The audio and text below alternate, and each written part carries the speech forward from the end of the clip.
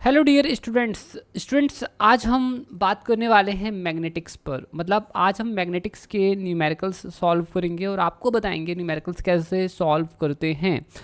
Students, magnetics के concepts और formulas मैंने प्रीवियस वीडियो में एक्सप्लेन कर दिए हैं। अभी हम करंट वीडियो में न्यूमेरिकल सॉल्व करेंगे।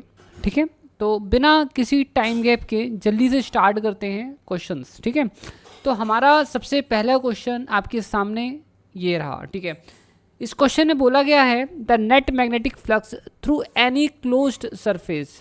तो किसी भी क्लोज्ड सरफेस से कितना मैग्नेटिक फ्लक्स जो है बाहर आता है। तो बच्चों देखो क्या होता है कि नॉर्थ पोल और साउथ पोल अलग अलग तो होते ही नहीं है, एक ही साथ पाए जाते हैं। और मैग्नेटिक लाइंस क्या होती हैं, नॉर्थ पोल से निकलती हैं साउथ पोल पर जाती हैं। तो बेसिकली अगर आप कोई भी क्लोज सरफेस लेते हो, ठीक है, अगर आप कोई भी क्लोज सरफेस लेते हो, ठीक है, तो उससे निकलने वाली जितनी भी लाइंस होंगी, ठीक है, ठीक है, उतनी ही लाइंस वापस भी उसी से निकल जाएंगी। ठीक है, तो बेसिकली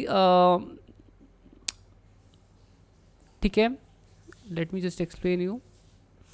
तो बेसिकली जो मैग्नेटिक फ्लक्स होता है, तो मैं एक बार फिर से एक्सप्लेन करता हूँ। देखिए, अनलाइक चार्ज पार्टिकल्स क्या होता है, जैसे कोई चार्ज पार्टिकल है तो उससे फ्लक्स सिर्फ बाहर की तरफ निकलता है। ठीक है, उससे फ्लक्स क्या होता है, सिर्फ बाहर की तरफ निकलता है। बट क्योंकि एक सिंगल मोनोपोल एग्जिस्ट नहीं करता है, नॉर्थ पोल और साउथ पोल दोनों एक साथ एग्जिस्ट करते हैं, इसीलिए जितना फ्लक्स नॉर्थ पोल से निकलता है वो वापस उसी डाइपोल में वापस फिर से आ जाता है। ठीक है, इसी कारण से जो नेट फ्लक्स होता है through any close surface, net magnetic flux through any close surface is actually equal to zero. ठीक है, और इसको मैथमेटिकली जो है ऐसे लिखते हैं, del dot B is equal to zero, है ना। ओके, देखो मैं आपको बताता हूँ इसको, ये डिफरेंशियल फॉर्म है इसको लिखने का। और देखिए जब हम लिख रहे हैं ना मैग्नेटिक फ्लक्स, ठीक है, इक्वल टू ज़ीरो, तो गॉस डाइवर्जेंस थ्योरम के अकॉर्डिंग ये क्या हो जाएगा, ये सरफेस इंटीग्रल वॉल्यूम इंटीग्रल में चेंज हो जाएगा। And here it will be like this. ठीक है, and this will lead to del dot B equal to zero. तो ये हमें यही बताता है ये रिलेशन कि जो नेट मैग्नेटिक फ्लक्स है through any close surface is actually zero. ठीक है, अच्छा, इसका एक और इम्प्लीकेशन ये है कि मोनोपोल डज नॉट एग्जिस्ट, है ना। इसी का ये इस मैथमेटिकल एक्सप्रेशन का मतलब ये भी है, मोनोपोल डू नॉट एग्जिस्ट, है ना, single pole does not exist. North pole और साउथ पोल दोनों ही एक साथ होते हैं। चलिए आगे चलते हैं नेक्स्ट क्वेश्चन की तरफ, जब तक आप इसे नोट कर लें। बहुत ही इम्पॉर्टेंट क्वेश्चन है ये।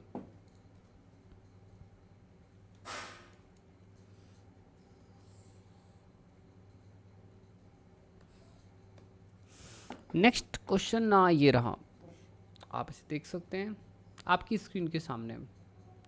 इस क्वेश्चन में हमसे क्या बोला गया है, इस क्वेश्चन से बोला गया है the following figure shows the arrangement of bar magnets in different configuration. ठीक है, तो हमें डिफरेंट डिफरेंट कन्फिग्रेशंस में बार मैग्नेट शो की गई है और बोला है which configuration has highest magnetic dipole moment, किस कन्फिग्रेशन में मैग्नेटिक डायपोल मोमेंट हाईएस्ट है। बच्चों देखो, आपको पता होगा और नहीं मालूम है तो आप ये बात जान दीजिए, जो डायपोल मोमेंट होता है उसका जो डायरेक्शन होता है वो साउथ से नॉर्थ की तरफ होता है। ठीक है, जो कि हम लिखते हैं ना, इसका डायरेक्शन साउथ से नॉर्थ की तरफ होता है, एक डायरेक्शनल क्वांटिटी होती है। ठीक है, तो बेसिकली अगर आप यहाँ पर देखते हैं तो एक डायपोल मोमेंट इस तरफ है और एक डायपोल मोमेंट इस तरफ है, तो यहाँ पर 90 डिग्री का एंगल बन रहा है। ठीक है, so here it's 90 degree angle. तो जो रिजल्टेंट होगा वो कितना हो जाएगा,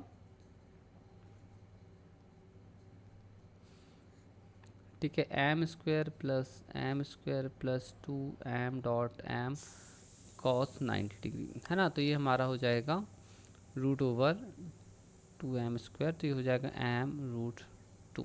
ठीक है, अगर हम इसकी बात करें तो इसमें इस तरफ है और इसमें इस तरफ है, तो इसमें net magnet dipole moment zero हो जाएगा इस केस में। ठीक है, कैंसिल हो जाएंगे, कर देंगे एक दूसरे को।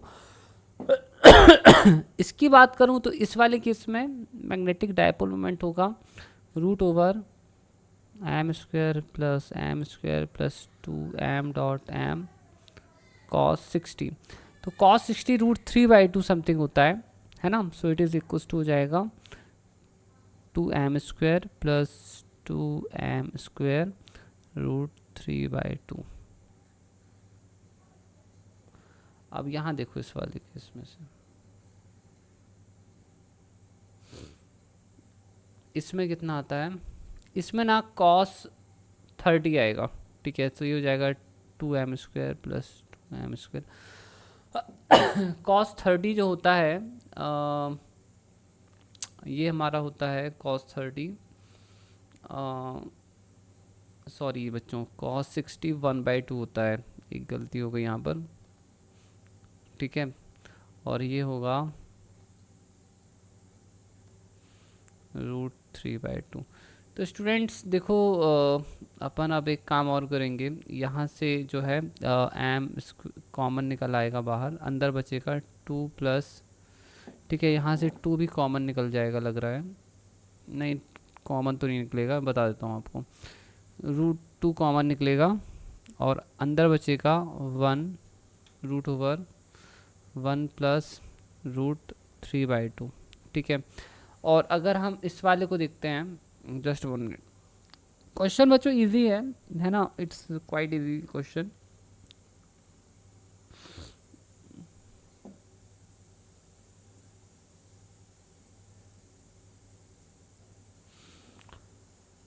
ओके और इस वाले केस में मैं देख लेता हूँ। So it's going to be m√2, ठीक है, रूट ओवर 1 प्लस 1/2। स्टूडेंट्स देखो ये वाला जो है ना हाईएस्ट है इसमें जो मिल रहा है ना, क्योंकि इसमें 1 प्लस √3/2 है, क्योंकि √3/2 जो होता है ना इट इज़ ग्रेटर देन 1/2, ठीक है। तो इस वाले केस में आपको हाईएस्ट मिलेगा। So answer is this one, option C is the right answer, ठीक है। नेक्स्ट क्वेश्चन पर हम लोग चलने वाले हैं स्टूडेंट्स। आप लोग जब तक चाहें तो इस क्वेश्चन को नोट डाउन कर लें।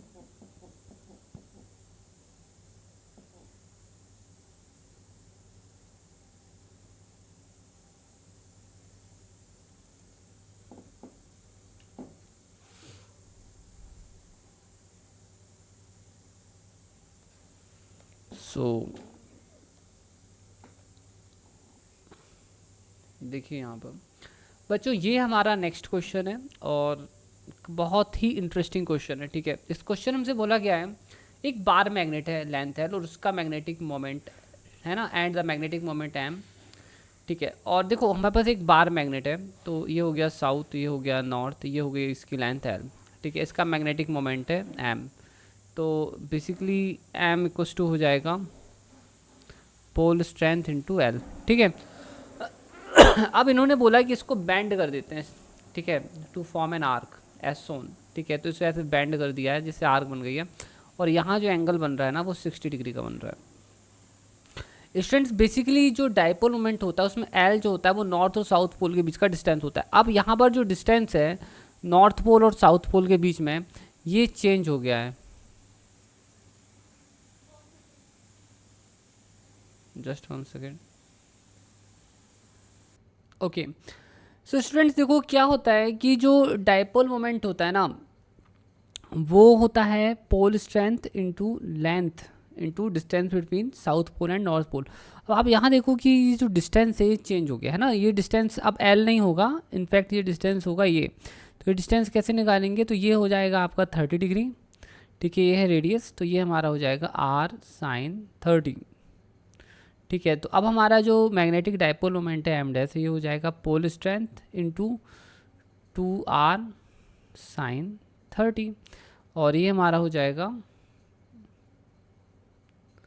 ठीक है, M,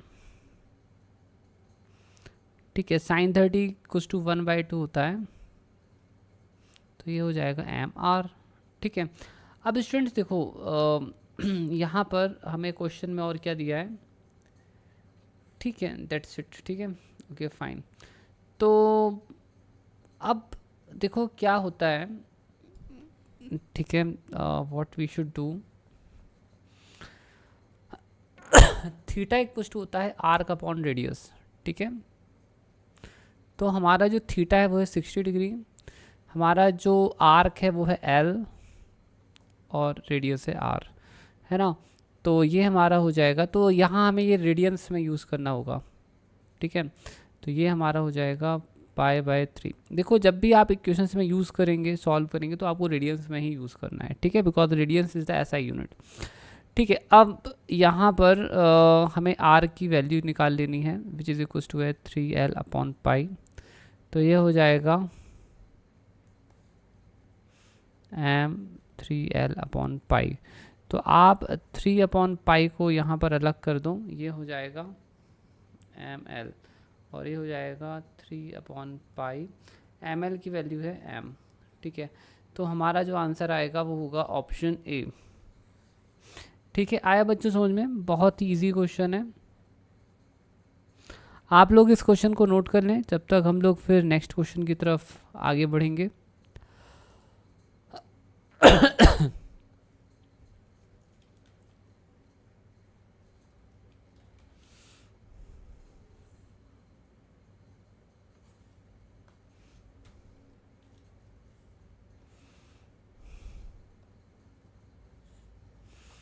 Okay, a bar magnet of magnetic moment M is placed at right angle to a magnetic induction B। ठीक है, तो अगर हम मैग्नेटिक बार मैग्नेट को, जिसका मैग्नेटिक मोमेंट M है, अगर हम उसे मैग्नेटिक फील्ड में रखते हैं, तो हमारा जो टॉर्क होता है वो होता है, ठीक है, M क्रॉस B। इसमें क्या बोले, F is the force experienced by each pole, और यही टॉर्क होता है F क्रॉस L। तो and what is the length of the magnet.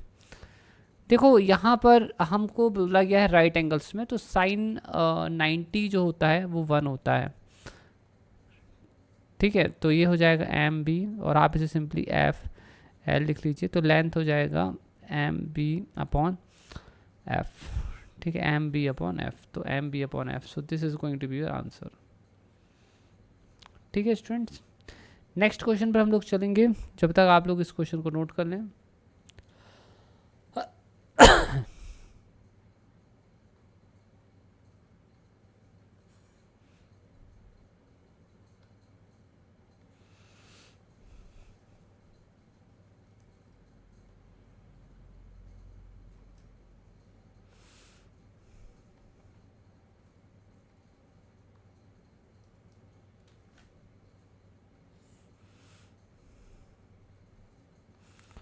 Okay, so the next question is as follows.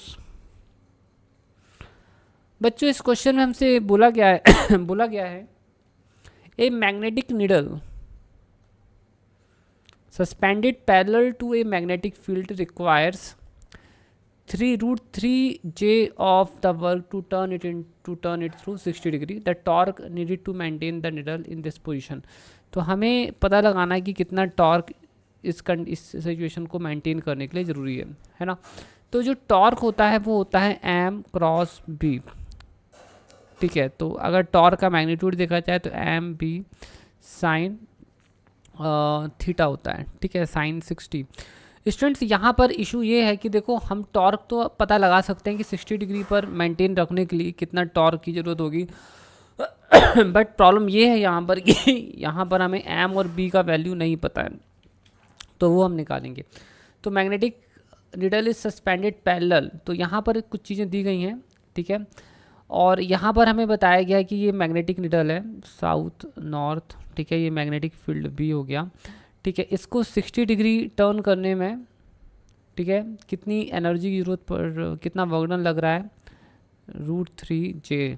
ठीक है, ओके, तो ये हो जाएगा हमारा। ठीक है, तो ये होगा final potential energy minus initial potential energy के बराबर।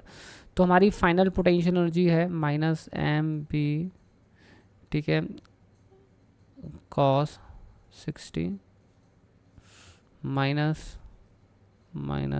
M B cos 0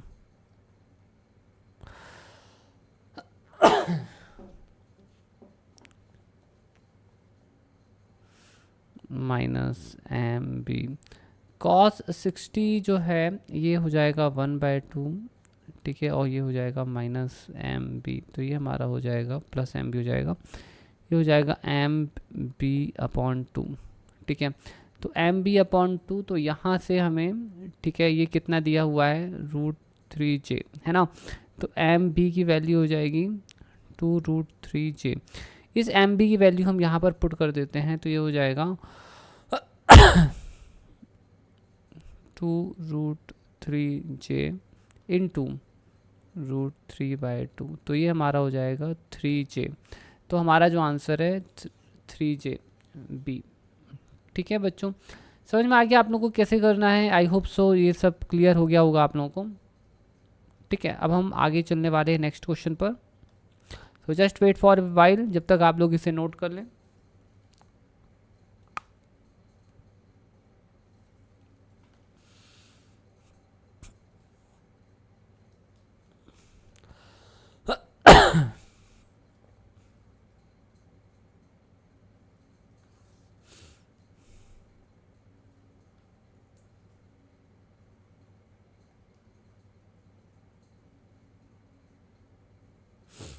So let's go to the next page.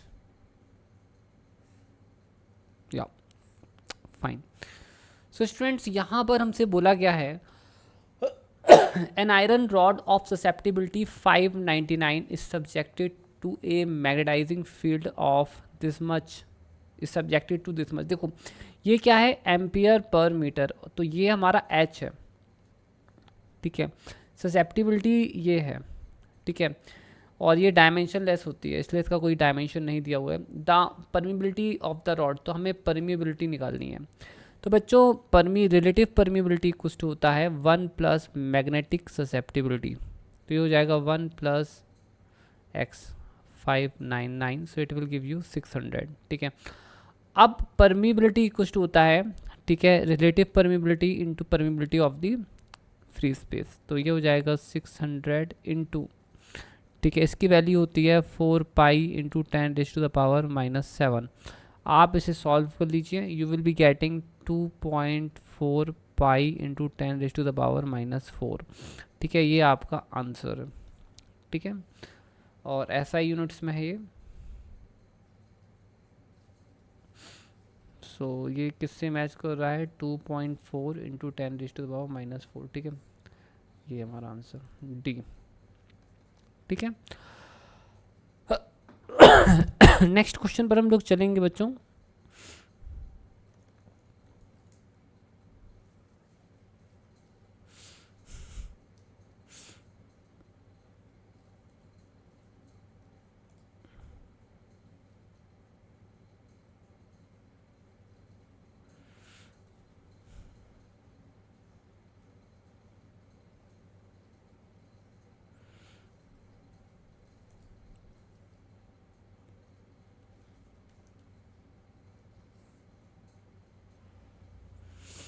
Okay, so the next question is as follows, which you can see right now on the screen. देखिए बच्चों, इसमें बोला है the magnetic susceptibility is negative for, ठीक है, किसके लिए negative होगी मैग्नेटिक ससेप्टिबिलिटी? तो ये मेमोरी बेस्ड क्वेश्चन है, और मेमोरी बेस्ड क्वेश्चन इस टाइप के काफ़ी होते हैं। तो बच्चों मैं अब यहाँ पर चीज़ें आपको बता दूँ, जो डायामैग्नेटिक सब्सटेंस होता है उसके लिए जो मैग्नेटिक ससेप्टिबिलिटी होती है वो नेगेटिव होती है, ठीक है। और ये जब भी हम इसे मैग्नेटिक फील्ड में रखते हैं तो डायमैग्नेटिक सब्सटेंस अपोजिट डायरेक्शन में मैग्नेटाइज होता है, ठीक है, और ये फील्ड से रिपेल होता है, ठीक है। ओके, फिर दूसरा होता है पैरामैग्नेटिक सब्सटेंस। पैरामैग्नेटिक सब्सटेंस के लिए जो मैग्नेटिक ससेप्टिबिलिटी होती है वो पॉजिटिव होती है और स्मॉल होती है, ठीक है। इसका मतलब ये होता है susceptibility is measure how easily the substance can be magnetize, मतलब पैरामैग्नेटिक सब्सटेंस को ज़्यादा आप आसानी से उसे मैग्नेटाइज नहीं कर सकते हैं, और ये हम जानते भी हैं। और इसकी ससेप्टिबिलिटी पॉजिटिव होती है और छोटी होती है। पॉजिटिव होती है इसका मतलब ये है कि जिस डायरेक्शन में आपका मैग्नेटिक फील्ड है उसी डायरेक्शन में ये भी मैग्नेटाइज हो जाती है। ये अट्रैक्ट होती है जब आप इसे मैग्नेटिक फील्ड पर रखते हैं, तो मैग्नेटिक फील्ड की तरफ ये अट्रैक्ट होती है, ठीक है। इसके बाद आता है ferromagnetic substance. Ferromagnetic substance के लिए मैग्नेटिक ससेप्टिबिलिटी पॉजिटिव होती है and it is very large, ठीक है, बहुत ज़्यादा होती है। तो ये जब भी हम अगर थोड़ा सा भी एक्सटर्नल फील्ड अप्लाई करते हैं फेरोमैग्नेटिक सब्सटेंस में तो ये स्ट्रांगली मैग्नेटाइज हो जाता है, ठीक है। तो इन्होंने पूछा है नेगेटिव किसके लिए होती है, तो it is negative for diamagnetic material, ठीक है। Option A is the right answer. Okay, we will go to the next question now, so just note it down.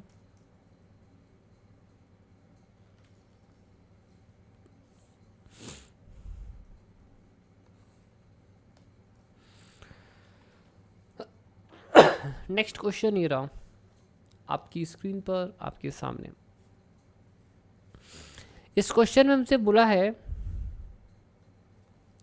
There are 4 light weight rods samples A, B, C, D separately suspended by threads. Each bar magnet is slowly brought near each sample. A bar magnet is brought. देखो तो यहाँ पर ना एक rod A, B, C और D है, ठीक है, A, B, C और D है। अब एक बार मैग्नेट को, ठीक है, एक एक करके इसके पास लाएंगे, फिर इसके पास लाएंगे, फिर इसके पास और फिर इसके बाद। तो इन्होंने ऑब्जर्वेशन किया हुआ है कुछ, और इस ऑब्जर्वेशन के अकॉर्डिंग इन्होंने ये ऑब्जर्व किया है कि ए जो है फीबली रिपेल्ड होता है, तो ए हमारा डायामैग्नेटिक सब्सटेंस होगा, ठीक है। ये फीबली अट्रैक्टेड है तो ये पैरा होगा, पैरामैग्नेटिक। सी स्ट्रांगली अट्रैक्टेड है तो ये फेरो होगा, ठीक है। और ये अनअफेक्टेड है, मतलब ये नॉन मैग्नेटिक मटेरियल होगा,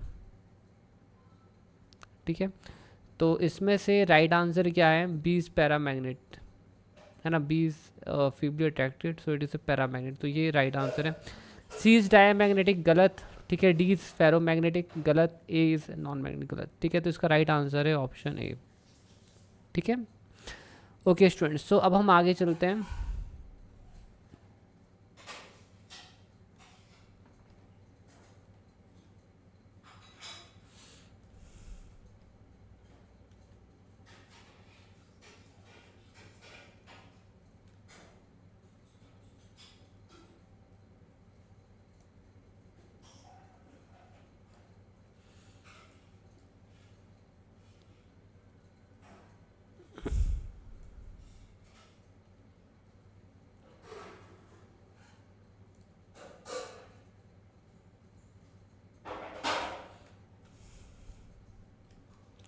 ये हमारा नेक्स्ट क्वेश्चन है students.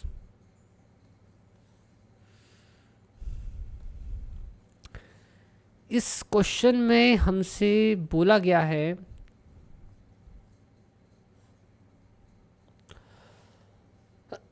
a compost needle which is allowed to move in a horizontal plane is taken to a geomagnetic pole.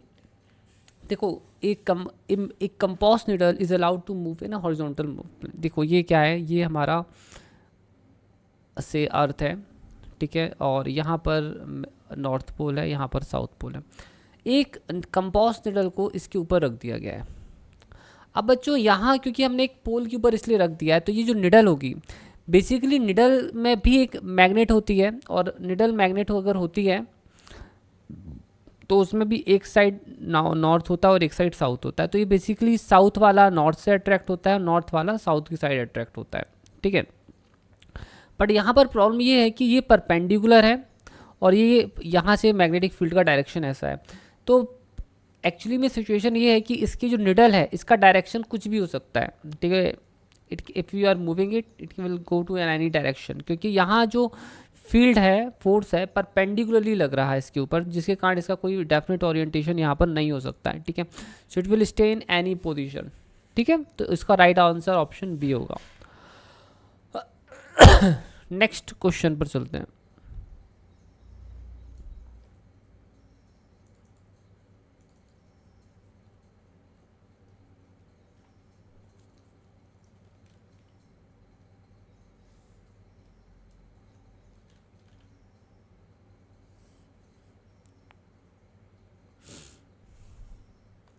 Next question हमारा ये रहा आपके सामने, और इसे अभी हम करेंगे सॉल्व, और ये बहुत ही इंटरेस्टिंग, बहुत ही सिंपल सा क्वेश्चन है, ठीक है। देखो कैसे करना है इस क्वेश्चन को सॉल्व, देखते हैं। बच्चों इस क्वेश्चन में बोला है ए वाइब्रेशन मैग्नेटोमीटर। तो vibration magnetometer, I hope so you know that quite well. तो इसमें क्या होता है, एक बॉक्स होता है, वो ये बॉक्स इसलिए होता है ताकि हम बेसिकली इसके अंदर जो एयर है या कोई हवा चल रही है तो उससे कोई प्रॉब्लम ना हो। तो इसके अंदर क्या करते हैं, एक निडल से एक मैग्नेट को ऐसे लटका देते हैं। ये हो गया नॉर्थ साउथ और ये हो गया नॉर्थ, ठीक है, सपोज दैट। अब हमारा हो सकता है इस तरफ नॉर्थ पोल हो, इस साइड हो सकता है साउथ पोल हो। अब अगर हम इसे थोड़ा सा ऐसे रोटेट करेंगे तो ये क्या होगा, ऐसा रोटेट हो जाएगा, ठीक है। कुछ समय का ये ऐसे फिर रोटेट होके यहाँ आएगा, ठीक है।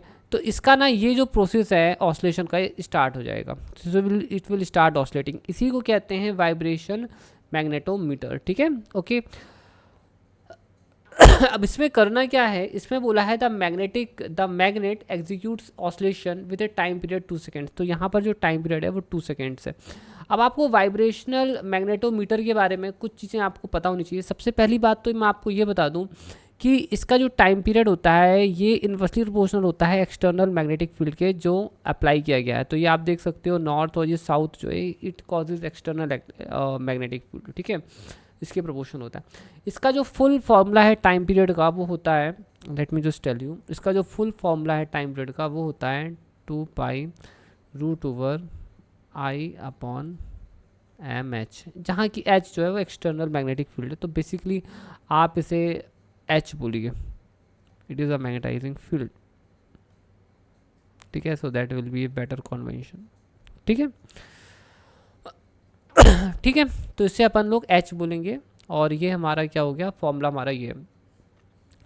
अब यहाँ पर बहुत सारी ट्रिक्स हैं, टेक्निक्स हैं, ठीक है, जो यूज़ होती हैं, ठीक है, ओके। वो आप जैसे जैसे न्यूमेरिकल सॉल्व करोगे आपको पता चल जाएगा। आई मैग्नेट का मोमेंट ऑफ इनर्शिया है, एम जो है मैग्नेटिक मोमेंट है मैग्नेट का, एच जो है मैग्नेटाइजिंग फील्ड है, ठीक है। तो अब हम आ जाते हैं वापस से यहाँ पर इस क्वेश्चन पर। तो इस क्वेश्चन में हमसे बोला गया है, ठीक है, कि basically the magnet executes oscillation with a time period of 2 seconds, ठीक है, in the earth's magnetic field, ठीक है, ओके। तो बच्चों यहाँ हमें ना थोड़ा सा डिटेल में सॉल्व करना पड़ेगा। मैं इसे थोड़ा छोटा कर देता हूँ क्योंकि स्पेस की ज़रूरत होगी थोड़ा,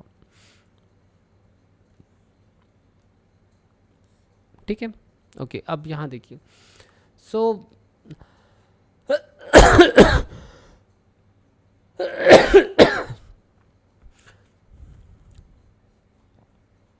तो पहले तो हमारी अर्थ का मैग्नेटिक फील्ड था यहाँ पर, है ना, जिसके कारण यहाँ पर ये ऑसिलेशन हो रहा है, ठीक है। सो ये अर्थ का है, time period due to earth magnetic field, ठीक है।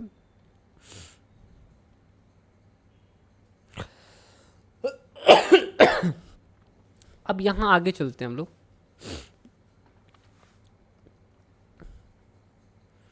सो फाइन, इसके बाद बोला गया है कि एक हॉरिजॉन्टल मैग्नेटिक फील्ड जो है अप्लाई किया जाता है, ठीक है, 18 माइक्रो टेस्ला का। तो ठीक है, 18 माइक्रो टेस्ला का हॉरिजॉन्टल फील्ड अप्लाई करते हैं opposite to the earth magnetic field. तो अब क्या होगा, अब बेसिकली जो है हमारा टाइम पीरियड बदल जाएगा क्योंकि हमारा मैग्नेटिक फील्ड में चेंजेस आए। तो क्योंकि इसे अर्थ की डायरेक्शन के अपोजिट डायरेक्शन में अप्लाई किया गया है, ठीक है। So let me just right it 1/√/, ठीक है। सो 24 माइक्रो टेस्ला, ठीक है, ठीक है, ओके। अब चीज़ों को थोड़ा समझना है, ठीक है। अब यहाँ पर उन्होंने बोला है when a horizontal field of 18 micro tesla is applied opposite to the field. अब यहाँ से ना 18 माइक्रो टेस्ला इस पर अप्लाई करते हैं, तो क्योंकि ये अर्थ के मैग्नेटिक फील्ड के जो है अपोजिट डायरेक्शन में है, तो रिजल्टिंग मैग्नेटिक फील्ड यहाँ पर कितना हो जाएगा, ये हो जाएगा 24 माइनस 18 माइक्रो टेस्ला, ठीक है, ओके। तो I hope so that's clear you, ठीक है। तो अब यहाँ पर क्या है, ये हमारा हो गया टी डैश, तो it is in proportionality, it is equals to 6, ठीक है, √6 माइक्रो टेस्ला, ठीक है। हमें एक्चुअली में अब क्या निकालना है कि अगर हम ऐसा करते हैं तो नया टाइम पीरियड कितना होगा, तो ये नया टाइम पीरियड कितना होगा, तो हमें इन दोनों टाइम पीरियड्स को डिवाइड कर देना है, ठीक है। तो ये हमारा हो जाएगा T E upon T dash equals to हो जाएगा 6 micro tesla upon 24 micro tesla, ठीक है। तो टी डैश इक्वल्स टू हो जाएगा 24 अपॉन 6 टी ई, है ना। तो ये हमारा हो जाएगा 4 बचेगा अंदर, सो इट इज़ 2 इंटू 2, तो ये हमारा आ रहा है 4 सेकेंड्स, ठीक है। तो ये हमारा नया टाइम पीरियड होगा 4 सेकेंड्स, ठीक है बच्चों। मेरे ख्याल से आप समझ गए होंगे, ठीक है। कोई भी इशू हो तो आप मुझे कमेंट सेक्शन में कमेंट कर सकते हैं, ठीक है। नेक्स्ट क्वेश्चन पर चलते हैं।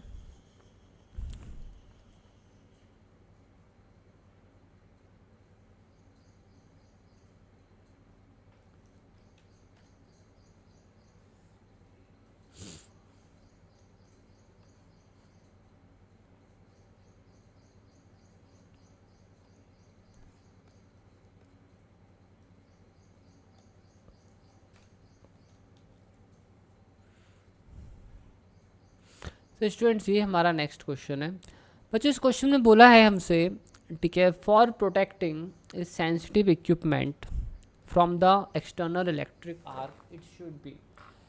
तो क्या करना चाहिए अगर हमें एक्सटर्नल इलेक्ट्रिक आर्क से प्रोटेक्ट करना है सेंसिटिव इक्विपमेंट को, तो बेसिकली बच्चों हमें उसे, ठीक है, बेसिकली आयरन कैन के अंदर रखना चाहिए, ठीक है। क्योंकि आयरन कैन क्या करता है, मैग्नेटिक स्क्रीनिंग करता है, ठीक है। इट प्रोवाइड्स मैग्नेटिक स्क्रीनिंग, तो मैग्नेटिक फील्ड अंदर जो है पास नहीं कर पाएगा। तो अगर हमें बचाना है, हमारे प्रोटेक्ट करना है सेंसिटिव इक्विपमेंट को, तो हमें उसे आयरन कैन के अंदर रखना चाहिए।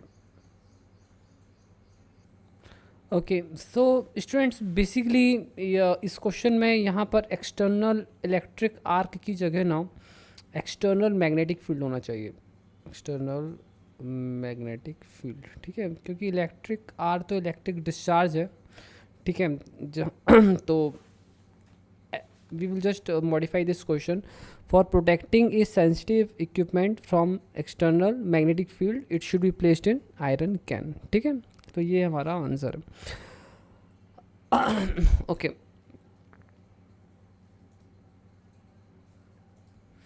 ओके, तो स्टूडेंट्स इसके साथ ही हमारा आज का जो वीडियो है वो यहाँ पर एंड होता है। आई होप आज आपको काफ़ी सारी इन्फॉर्मेशन मिली होगी और बहुत कुछ आपने सीखा होगा। बच्चों अगर आपको वीडियो पसंद आता है तो प्लीज़ आप हमारे यूट्यूब चैनल को लाइक, शेयर और सब्सक्राइब ज़रूर करिएगा और अपने दोस्तों के साथ शेयर ज़रूर करिएगा, ठीक है। Thank you so much students, take care, bye bye.